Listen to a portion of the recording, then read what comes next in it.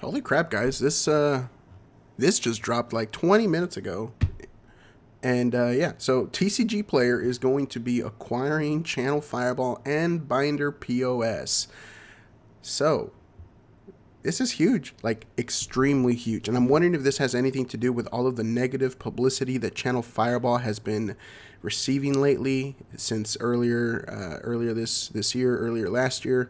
Um, and the fact that TCGPlayer is now going to own them and Binder POS, which Binder POS is actually a really, really nice, nifty software for TCG, like singles, product, etc.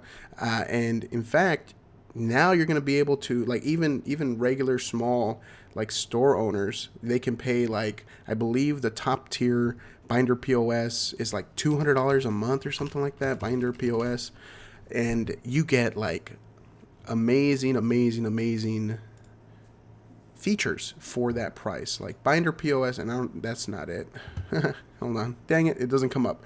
But there's an actual like Binder POS that you can purchase.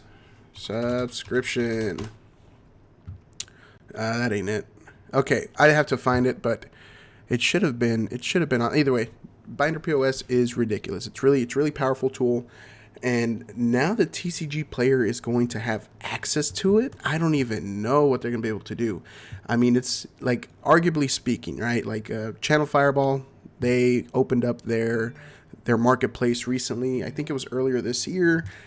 I don't know how well it's doing, to be honest with you guys. I know they've been rolling out updates left and right, trying to get the pricing correctly, like the fees, things like that, trying to make sure that features that users want are updated. So I don't know how it actually rolled out. I don't know the extent of it, but it was very cool that with Channel Fireball's marketplace, store owners could literally, with a click of a button, essentially could put all of their singles up onto Channel Fireball Marketplace without even having to do any extra work of inputting all the information, which is really cool, right?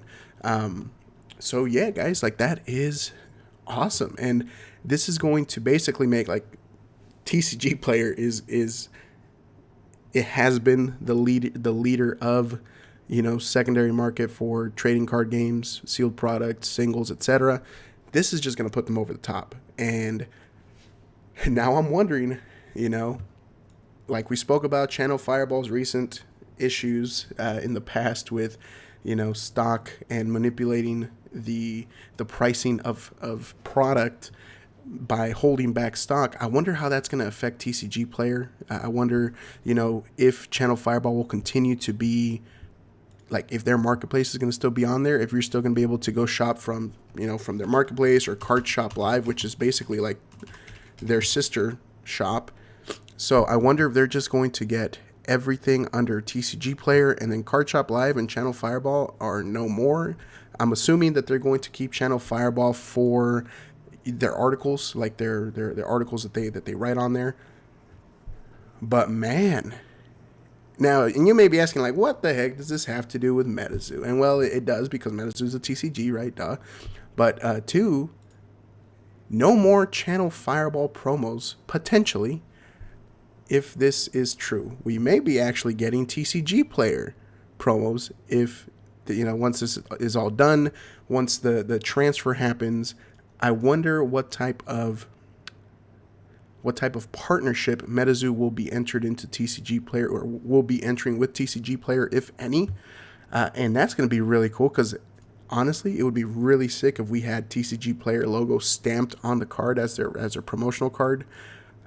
That's cool. That's really cool. This is an entire article, and I highly recommend you guys go to there and, give them a little click, read through it yourself. But essentially, that's it, guys. Like, Channel Fireball is being acquired.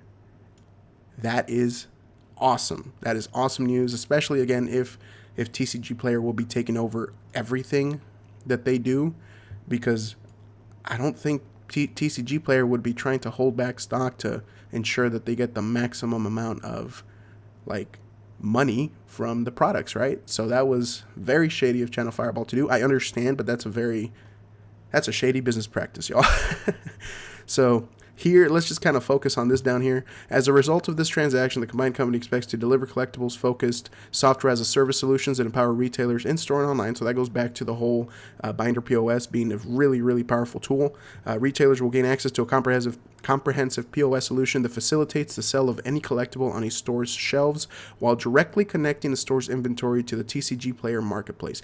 Now, this is, and you know what, like maybe I don't know how to properly put cards in TCGPlayer marketplace, but I find it so like such a huge time constraint having to manually update pricing on cards as the market moves. I'm really, really interested in this. I may even just say screw it, and maybe even do like a Binder POS subscription just to have this functionality.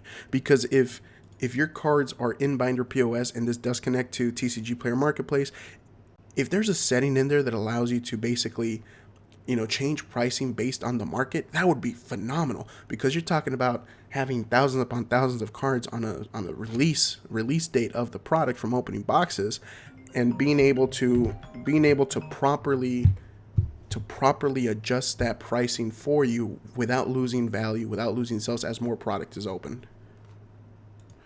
Anyways, as I was saying, over the long term, as the TCGPlayer marketplace expands into new verticals like sports cards and comic books, wow, that's pretty dang cool. Comic books, I'm really looking forward to that one. The company expects to scale the Binder POS offering to enable a seamless inventory and pricing sync. I guess I should have read a little bit forward before I started going on my spiel, between a retailer's in-store and online inventory. That is going to be amazing. What did I do? I don't know what the heck. Control Z. No. What the heck did I do? I'm going to pause. We fixed it. Okay. Anyways. All right, unite the most influential content brands in the industry by connecting TCGPlayer's industry-leading pricing data and the industry's best content writers from Channel Fireball's Content Arm and TCGPlayer Infinite. The combined company will offer more diverse content, including data-driven insights and content for the casual hobbyist, professional player, or avid collector. That's cool. Finally, enhance the collectibles and customer experience with unrivaled subscriber rewards. This transaction will create a one-stop shop for hobbyists across the collectibles ecosystem, providing customers access to the largest selection of TCG products and content while extending the power of TCGPlayer's industry-leading authentication and fulfillment services to a broader section of the market. As a result, the companies will create unrivaled value for subscribers, delivering on the full potential of both organizations. The transaction is expected to close in the coming weeks, and TCGPlayer will provide an update on the combined entity's go-forward corporate structure as integration plans are implemented. During this time, the TCGPlayer, Channel Fireball, and Binder POS teams will ensure all new and existing users experience no platform or service disruptions. Wow. See, and I wonder if they're going to shut down essentially I'm assuming they will. I'm assuming that they're going to basically close off Channel Fireball marketplace, and then everybody would just keep using TCGPlayer, which I'll be honest with you, I think a lot of people jumped ship to Channel Fireball originally because of their lower fees, but then as time went on, they raised fees because they realized there has to be a balance. I believe their fees for sealed product was actually like only 6%, where I think, if I'm not mistaken, I think TCGPlayer was actually, typically it's 12.5%, exactly like eBay. So eBay and TCGPlayer have basically the same fees, and it has to do with credit card processors as well as, their fees in order for them to be able to make money and be profitable and continue to supply that service. But that's basically it, guys. Go check out the article. I'm going to go ahead and place it in the description, and yeah, that's crazy. This is a really cool acquisition, especially the Binder POS portion. I think it's going to help a lot of stores be even more efficient at selling their singles, in my opinion. Because again, I don't know what type of tools TCGPlayer had before. Ultimately, yes, I sell on TCGPlayer. I have hundreds of transactions on TCGPlayer. However, I don't have some of those cool tools where you can change pricing on the get-go. I really like the fact that with this, your pricing will sync across the board. And again, I wonder if, I don't know if that means that, that's just syncing between in-store and online. But it would be really cool if they have a tool that tracks market data and can basically change pricing on the go for you based on demand and things like that. That would be that would be amazing. I can't even start to describe how many times I've had to change prices in the span of like 2 days, 3 days, and each time it goes higher, then it goes lower, then it goes higher. Like if it could just be adjusted based on demand, that would be an amazing software. But anyways, guys, what do you guys think, man? What do y'all think? This is a great acquisition, like I do? Do you think this is kind of like how how people complain about Apple owning everything? Personally, I really like TCG Player, and I really hope that we have MetaZoo TCG Player promos with their TCG Player logo stamped on there, much like we did with Channel Fireball. And what does this mean for the Channel Fireball promotional cards? It seems like the Wilderness promo card is the last Channel Fireball promo card that is going to come out, because again, UFO is not going to be on Channel Fireball at all. They're not going to get any product at all at Channel Fireball. And maybe this is why. Maybe this could have been the reason why Channel Fireball did not get any product to begin with. I know originally we're like, oh wow, like the relationship must have, like not necessarily soured, but like, hey, they didn't want to follow the rules type of thing. But this could have been the reason why Channel Fireball and MetaZoo decided not to do a deal for UFO, because as you see over the next couple of weeks, they're going to be TCG Player, and they're no longer going to be Channel Fireball, at least marketplace wise.